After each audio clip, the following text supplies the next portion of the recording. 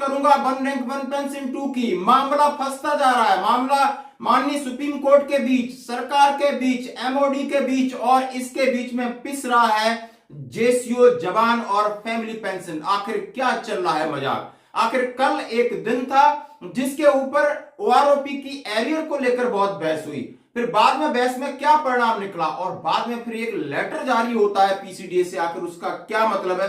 इन चीजों का मैं आपके साथ करूंगा पोस्टमार्टम।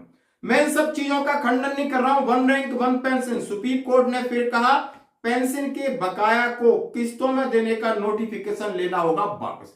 यानी जो 20 जनवरी का नोटिफिकेशन है उसको वापस लीजिए, जो 4 किस्तों का है। और आप एक मुश्त किस्त में क्यों आप पेमेंट नहीं कर पा रहे हो? 15 मार्च तक का आपको टाइम दिया था, उसके बाद बताया था कि आपको 9% ब्याज देना पड़ेगा, लेकिन शायद सरकार उसके लिए तैयार नहीं है। कोर्ट के अंदर जो असिस्टेंट सेलिटर जनरल हैं और असिस्टेंट जनरल ने बोला है कि अभी कितने, उन्होंने, सरकार ने पूछा है कितने लोगों को दिया है, कितने लोगों का वापस है, खासकर बुजुर्ग और विधवा को आप एक मुश्त 15 मार्च तक जल्दी पेड करिए। और इसके ऊपर सरकार ने कुछ समय मांगा है, सरकार बोले अभी हम तैयार नहीं है। इसका पक्ष रखने के लिए 20 मार्च को फिर इसके ऊपर एक बहस होगी माननीय सुप्रीम कोर्ट में।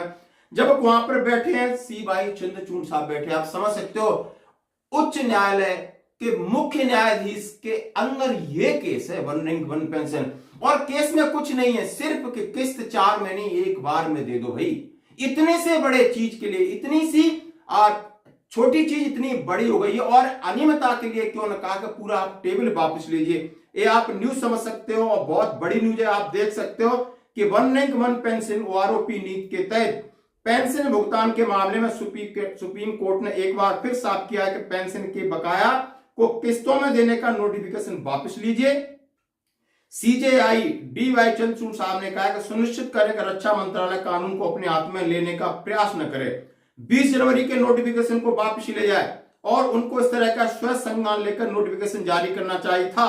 इसे वापस ले, नहीं तो सचिव को पेश होने को कहेंगे। पहले नोटिफिकेशन को वापस लेने दें, तभी केंद्र पेंशन बकाया और समय देने की अर्जी पर सुनवाई करेंगे। उनके अटॉर्नी जनरल हैं, उन्होंने अपना लिखा है कि अगले सोमवार तक पेंशन बकाया के भुगतान को लेकर एक नोट मांगा। इसमें बताया गया कि भुगतान बकाया और कितना टाइम और उनको चाहिए। उन्होंने बुजुर्ग और विधवा पेंशन के बारे में बात की है। 27 फरवरी 2023 को भी रक्षा मंत्रालय को कड़ी फटकार लगाई थी। आखिर बहुत सारा आप इस न्यूज को पढ़ सकते हो। आप उन्होंने कहा है कि बहुत सारे लोग दुनिया छोड़ के चले गए, बहुत लोग बुजुर्ग हैं, बीमार हैं, उनको आप एक मुश्त दीजिए। 25 लाख पेंशन भोगी हैं, और उन्होंने लिस्ट भी मांगा है कि आपने कितनों को दिया। सारा डिटेल है दोस्तों, ये कल की हलचल रही है, आप देख सकते हो। और दूसरी बात सबसे बड़ी कि शाम को इसी के तहत पीसीडीए से लेटर जारी होता है। आखिर ये पीसीडीए का लेटर कितना सत्य क्या है, इसके बारे में बात करते हैं। कार्यालय रक्षा लेखा प्रधान नियंत्रक पेंशन द्रौपदी घाट प्रयागराज से कल जो 13 तारीख थी उसको निकला है। लेटर नंबर सही है, to the AGMs chief manager CPPC by mail. यानी आप समझते हो सभी सीपीपीसी जो लोग बैंक से पेंशन ले रहे हैं उनके लिए क्या है, payment of arrear of OROP in one, मतलब आपका जो एक मुश्त आप एरियर देने के लिए उन्होंने लेटर रिलीज किया है। I am direct to convey the direction to competent authority for disbursal of arrear of OROP in one. Go to all the affected pension family pension. It is therefore requested to implement the same urgently on priority basis.